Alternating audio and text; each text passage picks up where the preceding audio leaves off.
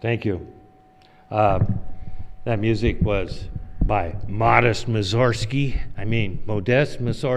pictures at an exhibition, and you will see plenty of pictures today when Eileen Korenic gives her presentation on science and art and the art of observing.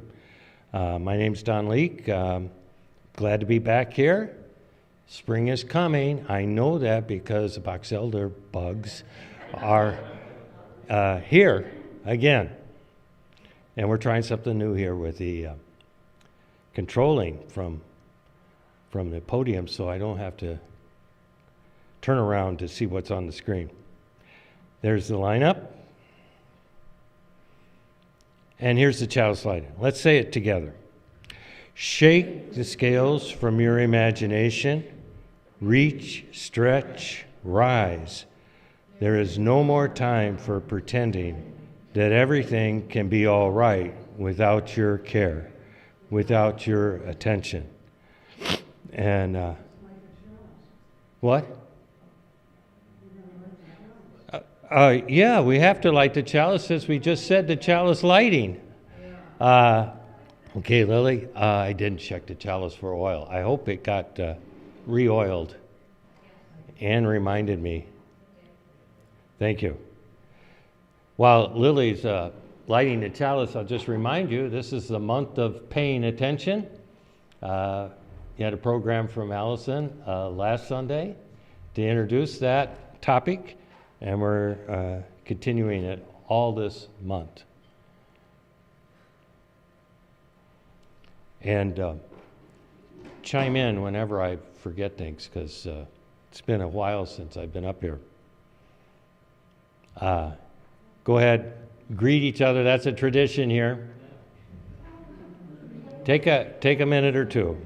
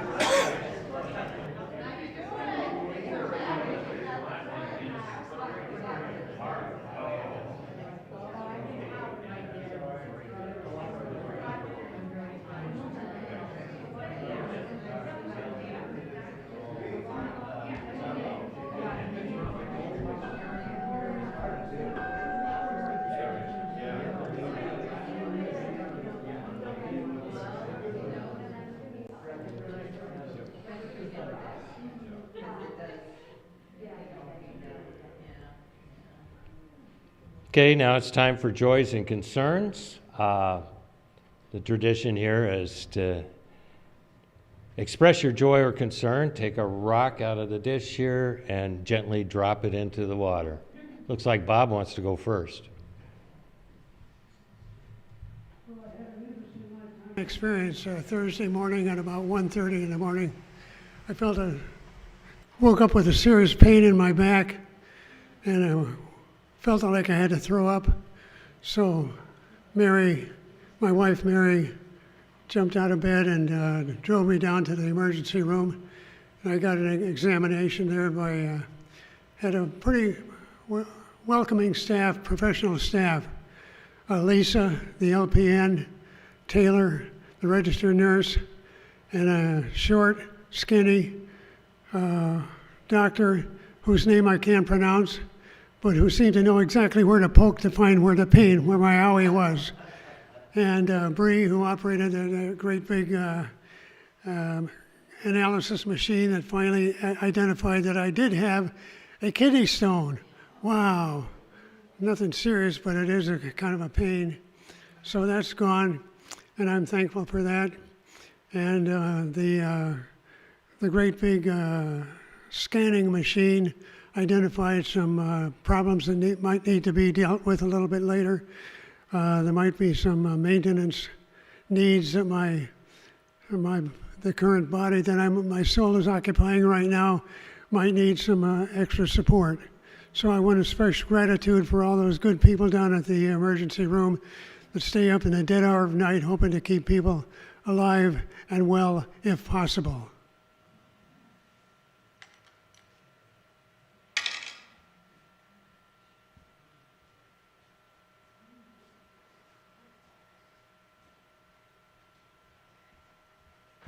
Okay.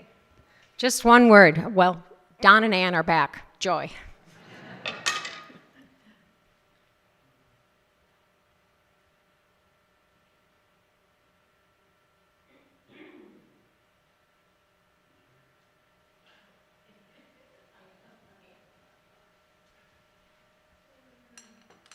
Well, again, I'm happy. We're happy to be back here. Thank you, Allison. A joy. This building is getting used quite a bit. In fact, we had some conflict this past Monday because we had cello lessons going on, and community theater was doing rehearsals. And I think I've said this before, but it's just a joy to me to see that this building is getting used, and people from the community are finding out more about us. I'll save the big rock for all those joys and concerns that have left unspoken, but also for the situation we're in with the Iranian war. Won't go into that. We could have a whole service on that. But that's a big concern.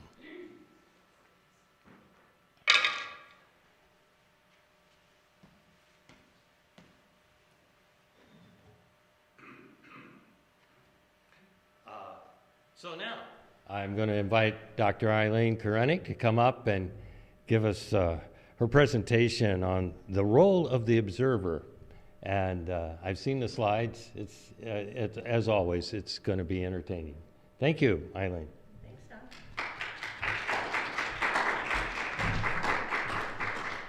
Thanks, everybody, for having me back. This is always such a fun place to give talks, because everybody here is like so enthusiastic. And I can remember, when I first started teaching, I got a lot of, is she still flapping her gums? So yes, as a matter of fact, I am still flapping my gums. So Don told me the theme of this month, right? It's for the whole month, is paying attention. And I said, paying what? And I thought we would consider the role of the observer.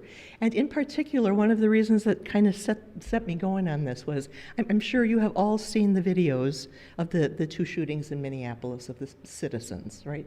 And there were people there videotaping, or well, not tape anymore, but and within 2 hours, you could see a frame by frame what happened. The question is, what were you paying attention to? And who wanted you to pay attention to that thing? And is that the best way to go, frame by frame or something else? So I put together some images here. You could look at things, for instance, what was the movie? Everything All at Once, Everywhere All at Once. People still don't know if this guy painted 0 through 9 one at a time, or if he imagined just squishing all the numbers and letting them show up. So you can look at things in pretty fast time frames, see everything all at once. Or you can see things in some sort of sequence. And this particular both this one and the previous one were imagined things. But as technology got better, people started to do things like stop motion photography, where it looks like this probably was a real thing at the time that this was invented. And you can, in fact, look at moment after moment after moment, which is the best way to pay attention. And one of the things that set me started on this, and I will tell you, yes, there are a lot of pictures, just because I loved making, putting slides together. I can't miss that one, gotta have that one. And I sent all this stuff to Don, and he very kindly said, there are 86 slides. And that's going to be a little daunting. And I thought, I can talk pretty fast. But nevertheless, get ready for a 3-hour marathon, people. No, I'm kidding. So one of the things I wanted to start showing you was very early on, artists actually knew of all kinds of tools that existed. So things like a perspective screen to help them get the picture right, things like perspective grids, and I'm not spending too long on each of those, but the point I'm making is there are tools. There are lots of tools that are out there for looking at images. And in fact, in the 1300s, one of the first images to come out was done by Tommaso da Modena. And as you look at these, you can see, I don't know if I need to point these out, you can probably see them, spectacles, a monocle, a magnifying glass, and a magnifying mirror. So those things certainly existed, and artists knew about them. They also knew how to paint windows, so they knew how to do that sort of optical stuff.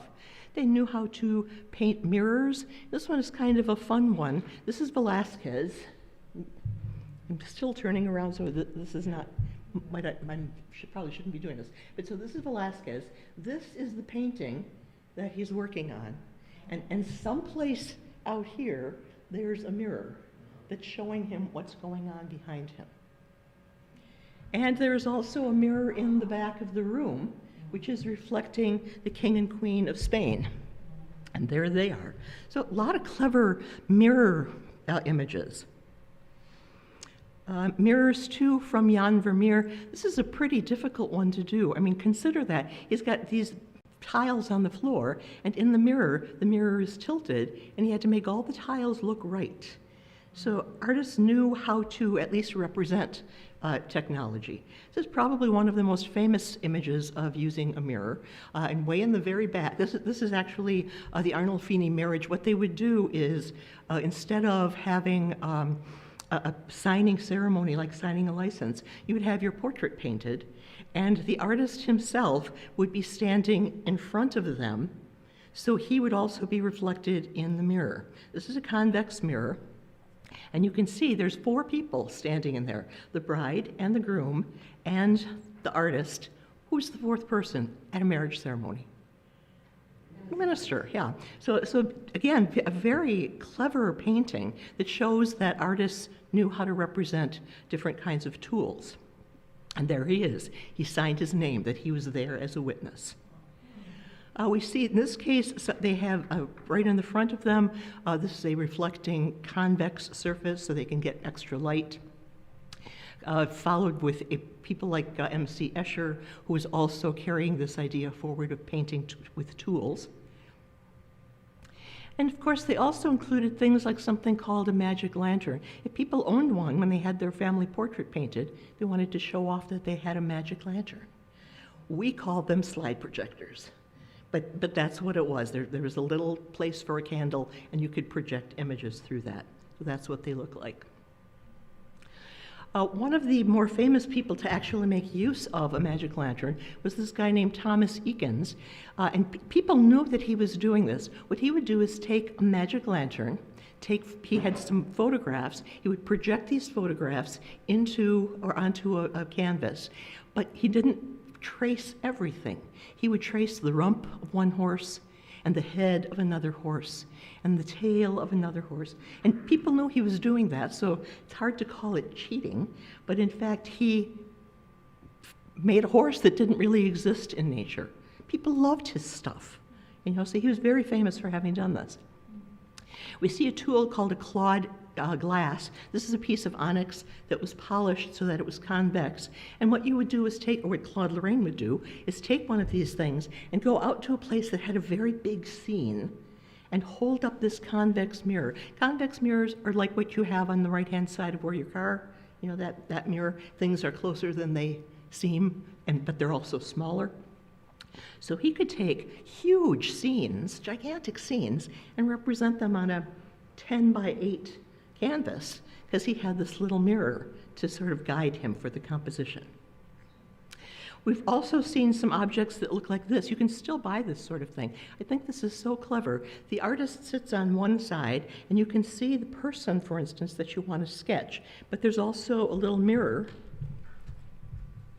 here, a half-silvered mirror. So the image comes through. You can see what it is that you're sketching, but you can also see from the mirror what you're sketching yourself. You can buy these now, $30 at Target. I had to have one, of course. And that's exactly what it does. You can trace stuff. So they look like that. You know, they're fun. But this is the idea of it. You can see the thing you want to paint, and you can also see the reflection of what it is that you are in fact drawing. So that kind of tool. That's my eyeball picture. Thank you. There were things like graphic telescopes. Once again, you could take a large scene and you would project it down onto a canvas or a piece of paper. Or something called a camera obscura. Camera obscura literally means dark room. And the idea was if you send some light through a pinhole into a dark room, the pinhole will act just like a lens, and you will see the image show up on the wall. It will be reversed right to left and top to bottom, but who cares? You know, you as the artist, now you trace whatever it is that you want to trace, and you just flip it upside down, and you got a pretty nice picture out of that. Different versions of that, you can still buy these. They're more expensive than the other one, the $30 one. But there were a lot of people who started questioning this. You know, yeah, you can use that camera obscura, but did artists actually use that? Because that does seem a little wee bit like cheating. You're tracing an image. Well, it turns out, this piece was done by a man named Caravaggio. He is believed to have actually used a pinhole or camera obscura because almost every person that he painted is holding something in their left hand. Now, in those days, there were more right-handed people than left-handed, just like there are now. But he would hand his model something, and it would look like they were holding it in their left hand, when really they were holding it in their right hand, and the pinhole reversed the image. Got a lot of pictures like that. So people started to get a little suspicious that they're using tools for actually making a picture. Well, in the year 2000, an artist named David Hockney, he's still living, he had this kind of crazy idea. He wrote to, let me show you what his work looks like. He's sort of a graphic artist. It looks a little cartoony. That's his style. But he got this idea that he was going to write to all kinds of museums around Europe, and he asked them to send any postcards that they had that had a portrait on it. So he took all these, he arranged them roughly by about every 50 years. We had this great wall, all of them entirely portraits, looking like that, coming all the way as far forward as he could come. And when he took a look at these, he saw there were around the year 1360 or so, up to about 1380, the portraits that he saw they're a little off. You know, they're good. I couldn't draw something like that, but they're just a little off, like it doesn't seem right. But by the year 1430, he was seeing portraits that looked like that, almost photographic. And he started to think maybe a lot of artists were using things like a camera obscura to help them draw. You can get a really nice picture like that. And there were some people, purists, you know, that's not right. Artists should be able to draw freehand. That's not right. You know, so David Hockney thought that what he was seeing, and there were some pictures that were known like this, some portraits, for example, where the person had a projected image, and the artist took their pencil and just didn't pick up their pencil ever again. Have any of you ever taken an art class? You know how the drawing goes. Little feather, feather, you don't want to make too big of a mistake, right? And yet this guy, Ingres, he took his pencil, boom, it was done, as if he never had lifted up his pencil. And so David Hockney thought, that's pretty easy to do. You can project images like that. And so he decided to contact an optical physicist named Charles Falco. So Charles Falco is also still living. He contacted Charles Falco and he said, is there a way to prove that?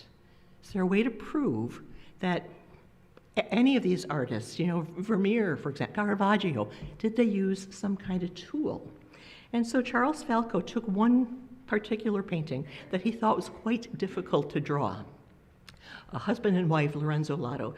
And their faces look quite good. The tricky part of this particular drawing is that Turkish rug. That's very, very hard to paint. It's hard to get the perspective right when you got something tilted away from you and moving away. How do you get that right? And so what Charles Falco did was to do a lot of studies of this painting, and he concluded that, yes, indeed, Lorenzo Lotto used, he wasn't sure if it was a lens or a mirror or a combination, but he used some kind of tool that could project exactly this image onto a canvas, and that's how he got the octagon right. And as long as you're painting the octagon, well, you're also going to trace people. So that's in fact exactly what they did. But as he looked at that, he said, there are two vanishing points there. If you extend the lines, one goes to one point, one goes to the other point. Charles Falco concluded that's because when he was doing this painting, he moved that mirror, or he moved that lens. And as soon as he did that, he changed his vanishing point, and he changed the magnification. Now he had to fudge a little bit in between pieces of the painting. And one of the things that he came to realize is if any of you have ever done photography, there is this issue called depth of field, which means that you don't always see everything in the picture all in the same kind of focus. So if you're too far away from the camera or too close to the camera, or in this case it would have been the artist who put the lens too close or too far away. So this depth of field kind of set Charles Falco thinking, why would any artist paint that? Why would you paint fuzziness? If you're looking at some particular, this is a Vermeer painting, if you're looking at that, the artist would see it all perfectly clearly. Why would they paint anything fuzzy? And he concluded he was using some kind of device that had a depth of field problem. Why would you paint the fuzziness? Because you've got to fudge pieces of it together. So he took again once, observed the keyhole on that rug, and he saw that once again there were regions where it got a little fuzzy. Like he did move the mirror at some point. That was the only film, in fact, that Charles Falco actually analyzed. But the two of them, David Hockney and Charles Falco, published this thesis, the Hockney-Falco thesis, that yes, there is proof that artists did, in fact, use some kind of tool to help them. Well, it happened to be the year that this article came out, I happened to be at the Optical Society convention in Rochester, New York. Charles Falco was the invited speaker, optical physicist, and this is exactly the work that he presented. The place was packed. I mean, this is a very big concept, and sitting in the front row, as Charles Falco started to speak, and he's a very professional, very nice man. There were people I later found out were museum curators and art historians, and they stood up and said, "You, sir, are a fool, sir!" And this is a professional convention, so all of us were like, what do? You don't yell at the speaker. And they would not, let him finish. He's just trying to explain. It's an idea, and so what if they use tools? What's the big deal? But there were at the time a lot of artists, art historians, museum curators who said, the artists were good enough. They didn't need to cheat with tools. And so we see some of these, some additional images that probably would have been quite hard to paint. If you take a look way on the right there, that sort of net behind who is supposed to be St. Joseph, that would have been really quite difficult to paint. So some suspicion that maybe they used tools again. And so the argument was artists were good, they didn't need help, but those who supported that thesis said, well, artists didn't have to use them, but why not? You got a tool, why not make use of it? And this argument has been going on now for 25 years, since the year 2000. And the question that always comes up, you push these sorts of theses, the question is, how much, what counts as cheating? If they used a pinhole and they traced something, well, okay, is that cheating or is it not? And then how much of a purist do you have to be? Is it okay to buy a camel's hair brush already made? Or do you have to raise the camel in your own backyard and you want to get a brush and you go pull the hairs out of his tail? Is it okay to buy tubes of paint? Or if you're going to be a purist, do you have to have the chunk of malachite and you grind it down to a powder and then you add the linseed? How much counts as too much help? So one of the things that came out right around this time, this painting has been around for quite a while, 1665 or so. And I bet you all have seen it in some version, Girl with a Pearl Earring. It turns out they made a movie about it. Scarlett Johansson played the girl. She was a maid. Oops. And, Colin Firth, I like him. I am cray-cray for the British guys. So Colin Firth actually played Jan Vermeer. So if I can play this, can I do that by clicking on the arrow? I hope so.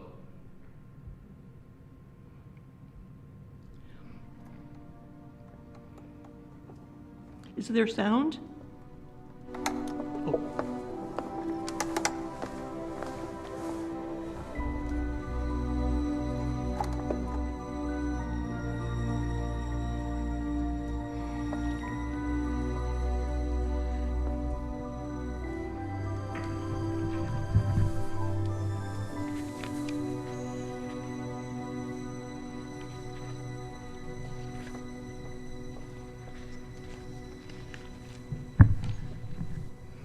Do you know what it is?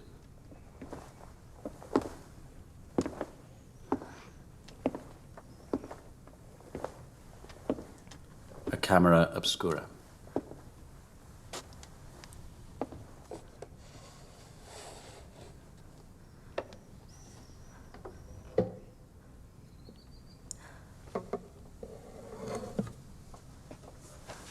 Look into the glass.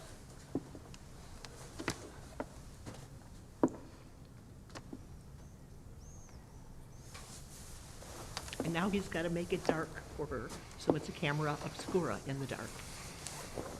Here. Put this on.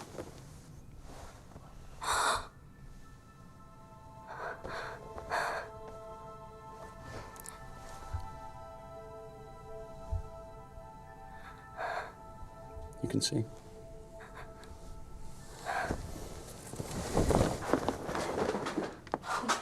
I'm so sorry, sir. Don't worry about the rope. What did you see?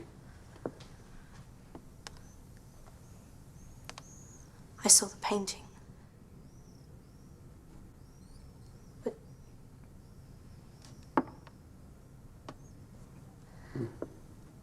How did it get in there?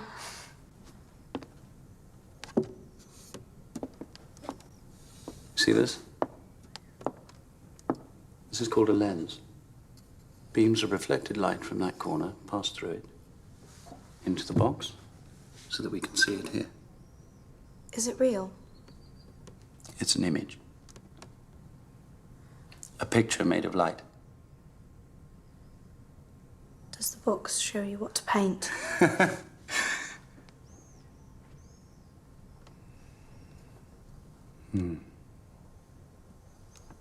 It helps. So that's what the camera obscura looks like, and that this is a fairly large version. And of course, this was the point. Charles Falco showed that same clip at the Optical Society convention, showed that and said, it doesn't paint it for you, but it helps. It helps you to picture what kind of composition you might want to have. Well, of course, after a while, technology got better and better. People wanted to now start capturing images that would last for a nice long time, wouldn't fade away. So around the 1860s or so, people figured out some chemical reactions. If there's a lot of light, the light will actually cause a chemical reaction, and wow, now you got the basis for photography. You can now capture images. The more light there is, the bigger the reaction. There's the first known photograph ever. It's an image of an etching. It took so long for them to expose this, they couldn't use a real person. They had to use a piece of art that was going to be still for about 15 hours. So the first photograph ever made. And then they realized if they used sunlight, well, they didn't have to expose for quite so long. Now you got a lot of light available to you. And of course, you start to see the rise of things like a daguerreotype, and I bet all of you have seen those at an antique show or something. These were remarkably expensive to make because they had to be made on silver plate.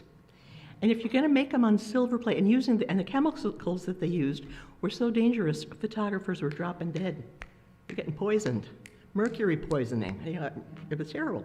But this was so expensive that people never really bothered to take pictures of their house, or a pretty tree, or the beach. It was so expensive, you only took pictures of family members.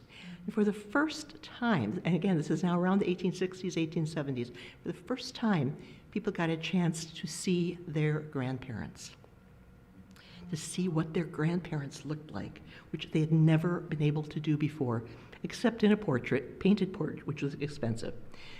This is William Talbot. He is credited with being the guy who developed the film process. I wrote that myself. So he learned how to do this. This is the oldest print ever made from the oldest known negative. And the idea of it, and I won't go through this in a lot of detail, but photography really began with, you got to shine light on something. Wherever there's a lot of light, it gets darker. And you have 6 steps that the photographer gets to control all along. Photographers love that. But what have you got there at the end?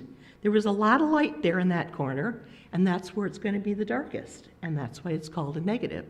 So if you wanted to make a real film, now you do all 6 steps again, and you use the negative as the first one, and you take a picture of it. Now you got 12 whole steps.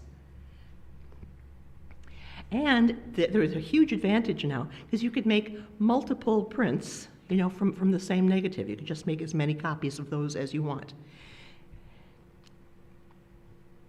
And of course, photographers had lots of fun playing with that, because you could pay attention and make sure, speaking of paying attention, you pay attention and make sure that you're doing this with the right kind of geometry, or you could goof it up and rotate them somehow.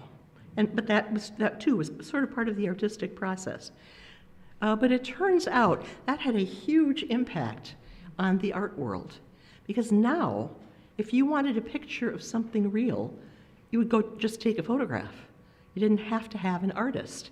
And that meant artists were freed up to do whatever they wanted to paint. It didn't even have to be real. We see the rise of people like Cézanne. He painted this mountain over 50 times. And each time it was a little bit different. But how fun. Paint it whatever way you want. Paint it as the light changes, whatever you want to do. Manet painted this piece. Everybody recognized this when this painting was shown. Everyone recognized it. They knew this was a particular picnic area in the Bois de Boulogne in Paris. And people saw this and they were absolutely shocked. Why, he had naked and half-naked models in the woods where we all have our picnics. But of course, finally somebody realized, and this is like one of those really weird little things, somebody realized okay, this was not in the woods. Maybe he painted the trees because he wanted to get that right, but the models were all of them inside. And they figured it out for a really weird reason. I think it's one of the weirdest reasons of all. It's this guy. You can see his little tassel on his hat. No self-respecting Parisian would wear a tasseled hat outdoors. And that's how they figured out. The models were all inside. This was not a scandalous thing of him taking naked models to the woods. But we start to see the rise of people who just want to paint their own impressions. Now nothing has to be real. You don't have to do that. People could now buy, like this would have been a very complex piece. This is Art Nouveau, painted with, or done with pen and ink, and very, very complicated curves. If you wanted that, if you wanted that as a painting, or you wanted that as a textile or something, it would be tremendously expensive. But this guy did it once, Herman Obrist did this once. You take a photograph of it, and now you can reproduce it as many times as you want onto textiles and wallpaper and wherever you want to take it. So art suddenly became available to everybody because of that technology. Technology of photography started to be used for advertising. Sex sells, even in 1898. This was the first time, this was a sale or a poster for cigarette paper. And you would buy the tobacco separately from the cigarette paper. So they were advertising, and there's this woman rolling up cigarette paper. Up until this time, women did not smoke because they never saw other women smoking. And now, all of a sudden, they're seeing, well, there's a woman rolling cigarette paper. A sale of cigarette paper doubled to women because now they could see themselves. So it affected the advertising world as well. A couple of months ago, I think when I was here last, we took a look at Alfred Stieglitz. Some of you might remember that. He was a photographer, very much a science kind of guy. And he teamed up with Edward Steichen, who was a painter, who figured out how to paint black and white photographs. So these two guys came together, took some rather amazing photographs. I think this is one of those, this always reminds me of Titanic, the movie Titanic. I, of course, won awards for that. But now, technology has advanced so far that you can actually catch images that you would never have been able to see with your eye. You can almost stop time. The vapor seen at supersonic speed. I think this is a hilarious picture. They used to do this at Wisconsin Dells. There would be a guy who would jump from one tall mountain kind of thing, jump to another one. When I was there, they had a German Shepherd doing it. But so if you can actually catch it fast enough, you can catch the guy in midair. What an amazing kind of photograph that is. I just thought this was interesting. The most expensive photograph ever sold, $4.3 million. And I look at that and I think, why? Why is that so expensive? If you like it, you got $4.3 million lying around, go ahead, buy it. But I guess I'm not seeing the value of it. But of course, as happens with people all the time, they got bored. The general public just got bored with static pictures.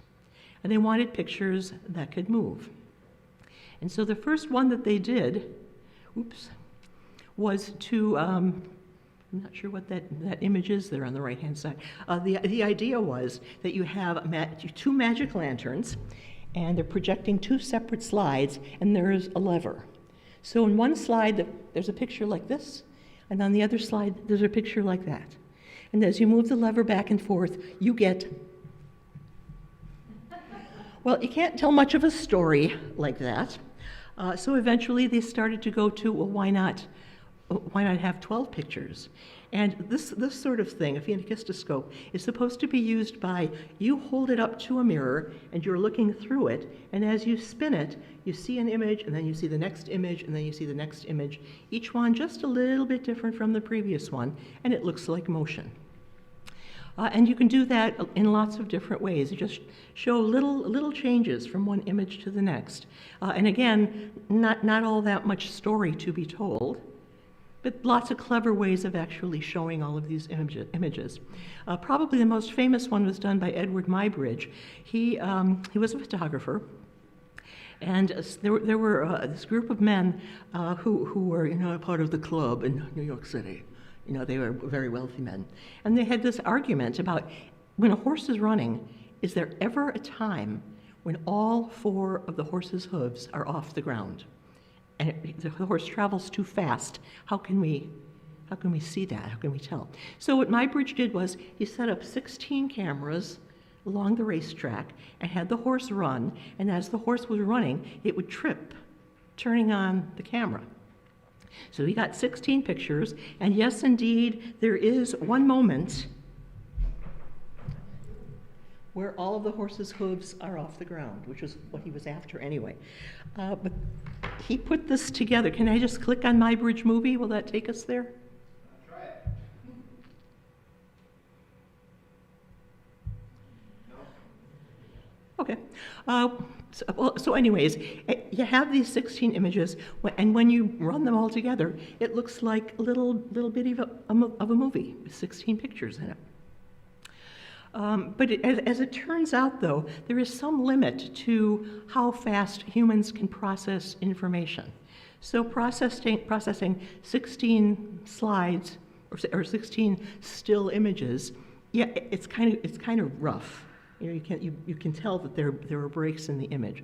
So people have done a lot of studies to figure out just how fast can we process information. And it turns out for the average human, you can process things up to 60 times a second, 60 hertz. And if it's coming in like that, you don't notice the gaps. If it's any slower than 60 times a second, you do see it's kind of jerky. And I bet if any of you have ever seen these stop motion images like The Year Without a Santa Claus, do y'all remember that one? Or Rudolph the Red-Nosed Reindeer. These are Japanese companies that did stop motion with little puppets. And so they would take a picture and then they move them a little more, take a picture, move them a little more. And they move them quite a lot. So they look very jerky. That's part of their charm, But it turns out if you can do something at 60 times a second or faster, nobody notices the jerkiness. And so that's how films are actually done now. And it turns out, if you're just looking at something that light can come on and off 60 times a second, that's what all of these lights are. When the country decided to become electrified, there were 2 choices. There was Thomas Edison, who said, you got to have alternating current, and there was Nikola Tesla, who said, no, direct current is the way to go. And Edison was the better showman, perhaps, and so the country certainly went with alternating current. Alternating current is pretty easy to do. You got to turn a turbine, which turns a wire, and the wire moves through a magnetic field. That's how you make electricity. But as this thing is turning, it goes this way, and then it goes that way. And that's why it's alternating. The electrons go this way, and then they go that way. They had to make that happen 60 times a second, or everybody would see the lights turning on and off. Now, if any of you have ever gone to, say, your bathroom at night, okay, you turn on the lights, and it's all, but you get used to it. When you turn the lights off, have you ever seen little flashes? That's you adapting to that 60 times a second. And it goes away pretty fast, but that's how it is. It turns out, though, when they show movies, they don't have to go that fast, and that saves them on film. When you're in a movie theater, it's so bright, they can show you those images, again, still images, 1 frame at a time, but they're showing them to you about 30 times a second. And because there's this persistence of vision, mostly you don't notice, but sometimes you do. And this particular set of images, I have always thought this is really funny, because I've never seen this myself. Either I'm not paying attention, or I'm not quick enough to see this. In the movie 7 Brides for 7 Brothers, that's what this scene is from. The 7 brothers each wore, in order to distinguish them from the other citizens of the town, all of the brothers wore a solid color shirt. And the guy in the green shirt happened to be on loan to MGM from the New York City Ballet. And for the last song that they were supposed to do, this is the end of the show, end of the movie, for the last song, he was booked already to dance in the ballet. So they had, well, we got to have, Ephraim in there, which was the character's name. We got to have him in there, but we can't, he can't be here. So they got a mannequin, and they dressed it in his green shirt. So that's what you see on the left-hand side. And then on the other side, he actually fell, the mannequin fell from the pole, so it looked like he was dancing. That happened so fast, 30 times a second. If you don't know that's there, you don't see it. And I didn't. I've never seen it, and I've read about it. These two pictures were sent to me by my sister. She said, I was just watching Seven Brides for Seven Brothers, and I took a couple of pictures with my cell phone. Ah! So she captured these images. But the movie depends, for continuity, depends on you not processing that fast. You can't take up that much information. There's always some lag time. And so that's one of the things, and I don't want to get too political, but that's one of the things that sort of made me think about, all of these videos that are coming out about, the shootings in the Twin Cities. We saw those fast. We saw them really fast when they first came out. And so did people like government officials. Christine Ohm was saying what she saw. It wasn't until 2 hours later that they played those films frame by frame. And then they saw, was he holding a gun or was he not? Was he disarmed or was he not? I think one of the tricky things about this is, if you see it in real time, is that more real than seeing it one frame at a time? And if it's in real time, and I'm not taking sides or anything like that, but if you see it in real time, there you are making split-second decisions. You're afraid for your life. You're afraid for your safety. If you're selfless, you're afraid for somebody else's life or somebody else's safety. And now, when you're playing this frame by frame, that is not what the people experienced. You play it frame by frame, and yes, you will see what's real, but was it real in the moment? You couldn't see all of that. You couldn't take in all of that information when it's happening in real time. So one of the things that I would suggest to you, or just sort of posit here, is if you're going to pay attention to something, it's not just what images are you paying attention to. Pay attention to how are those images getting to you? How are you seeing them? Are you watching them in real time? Are you watching them somehow truncated 30 times a second when you could process things faster? Hard to say. That's really hard to say. I think that's a hard call to make.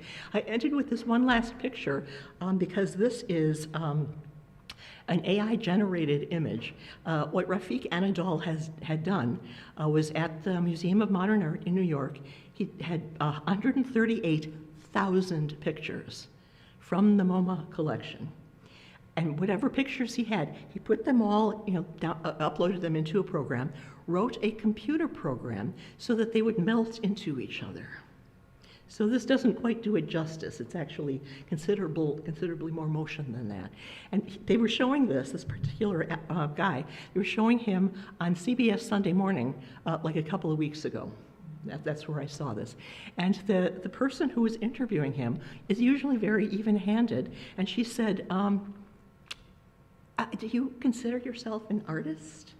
I mean, you did a computer program, but none of the original pictures were yours. You loaded them all into a computer, and the computer mixed those images.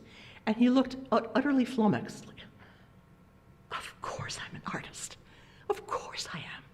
And it comes all the way back to that Hockney-Falco thesis. Is it cheating if you don't do all of it yourself?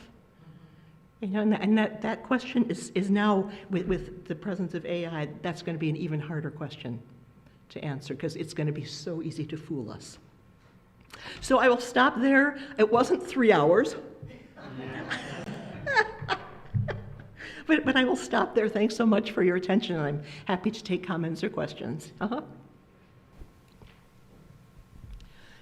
think you could take your analysis and storyline and also use magicians, as the hand is faster than the eye about processing, but also they use mirrors and other things, and it actually is an artist, right? It reflects on a lot of the storyline you're telling.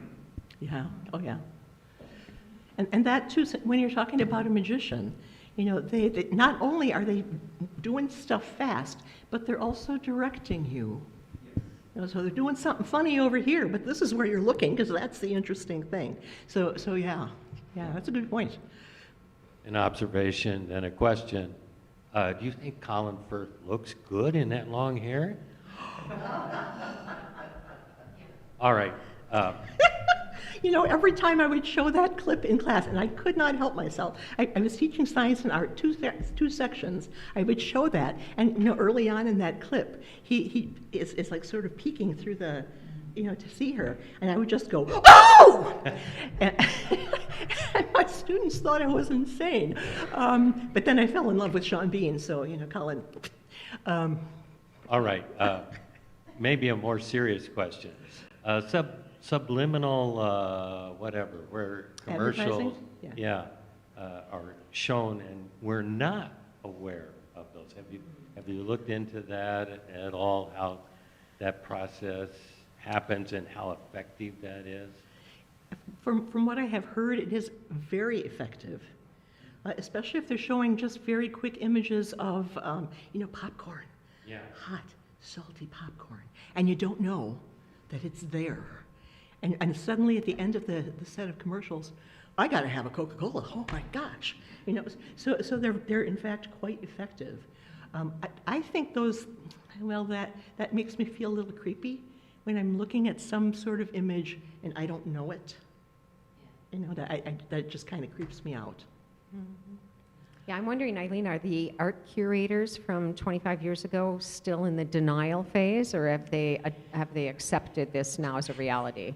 I don't know if they have those particular ones, but yes, there's still art critics and curators who just really they don't think it's really art if you haven't done it purely. If you use too many tools, it's not art anymore. And Hockney and Falco themselves, they quoted that Vermeer thing, but it doesn't paint the picture for me. But it helps me to see what I want to paint. And that, I think, has become maybe more accepted. Why shouldn't you use every tool at your disposal? Why not use every technology that we have if you're using it creatively? So I don't know, though, if the world has accepted it. I'm sure there are still a lot of people arguing. My neighbor does. She's an oils artist. And when I've been in her studio, I see she does a thing she has the photograph that she's going to reproduce, and she has points on it, and then she projects with a ruler how many inches, and then does that on the canvas to give her placement of where, I guess to give her perspective. So I don't think that's cheating. When the photograph is done, or when the painting is done, it doesn't resemble the photograph exactly. Mm-hmm. Well, I've seen, maybe some of you have, there's a channel called Create, and there is an artist who travels with his wife, Sarah, and I forgot his name already, Bansimer. She picks out the locations, and he chooses something to paint. And he always picks something that is like, man, that's hard to paint. Wow. So he does take a photograph as sort of a guide, like that. But as he's painting, he will suddenly say, I don't like that fountain right in the middle of the picture. I'm going to shove it over a little bit. And it's like, you can do that. You can do that when you're painting, and maybe you should take advantage of the freedom of that. You don't have to be... I've taken photographs, almost every photograph I have ever taken in any famous city, my sisters have flags coming out of their heads. I mean, every single time. So yes, I am not an artist with the camera, nor with the oils. Mm-hmm. It's kind of interesting, Eileen, that in science, we wouldn't think about it like that. In science, you know, just like biological science or something, we would think of use everything that anybody has ever thought and build on it and take it to the next degree. But I think artists are different. My mother just passed away at just almost 100, and she was an oils artist. And one of the things before she died, the last year of her life, she wanted to collect her paintings that she had done since she was in college. She had given to her mother, who was dead, and the painting was in someone's basement. So I took her on this journey to collect her artwork, and she wanted it to go to her grandchildren. And so she had various paintings and she told about each one. And she'd say, well, now that one I didn't do myself. It was from a photo. She didn't imagine it herself, I think is what she was saying. And then the other ones, no, this was an original. I imagined that. But this one I did from a photo. And so she thought it was lesser art if she had done it from a photo. Huh, huh.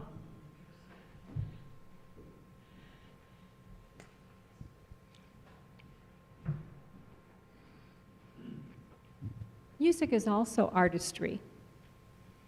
So if we were to apply the argument that you shouldn't use tools to music, then people would be restricted to only using the human voice for creating music. No guitars, no piano, certainly no synthetic, no keyboards.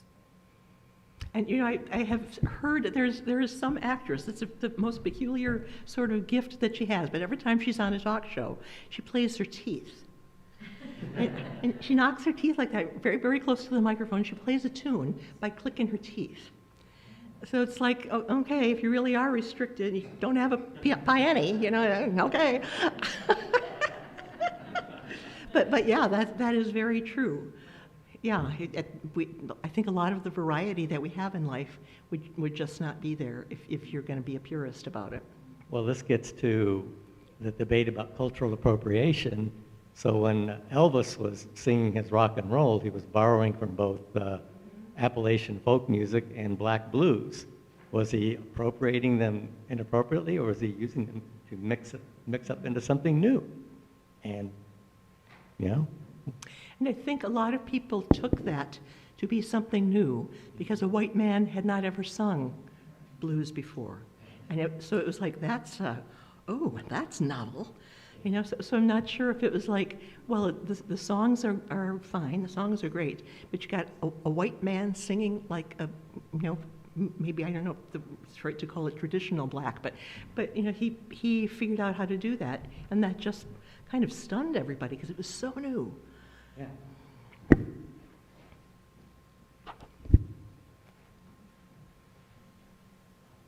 Okay, let's give Eileen a hand. Thank you. Thank you very much. That's great. I'd have to interject, since I'm an ex-math teacher. There was a famous theorem called the four-color mapping theorem that said you could color any map that you see of a state or a country with just four colors without the adjoining regions having the same color touching.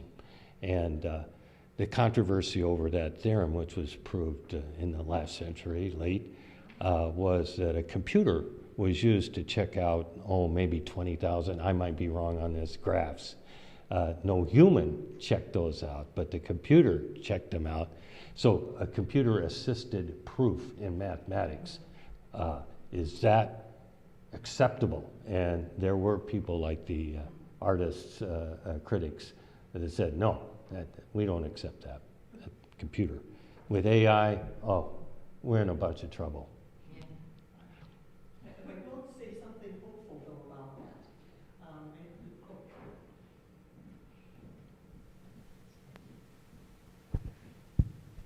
that. Just something sort of hopeful about AI.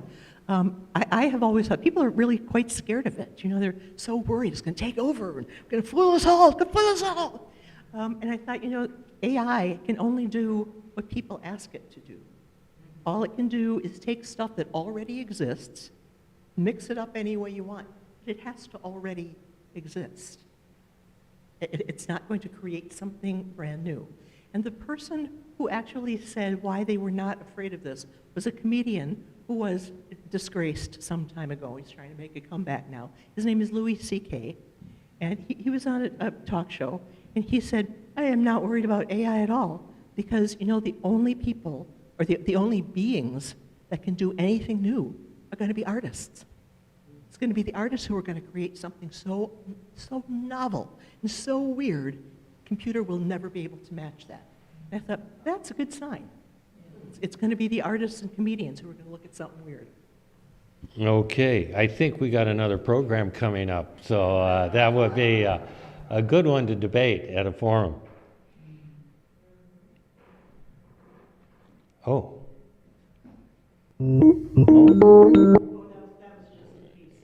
That was very interesting. Yeah. Yes, yeah. I enjoyed it. Too bad for the rest of you. Administration Committee meeting after the service today, 11:45. And speaking of building use, we've got a de-stressing workshop at 12:30. So people who aren't here will be coming to do, I don't know, yoga, whatever, some sort of... Indivisible is sponsoring it, so... and then on March 15th, we have the Reverend Chad Snyder coming to tell us maybe we shouldn't give up things on Lent. Maybe we should just give up Lent. I think that's that's a Unitarian kind of spin on things.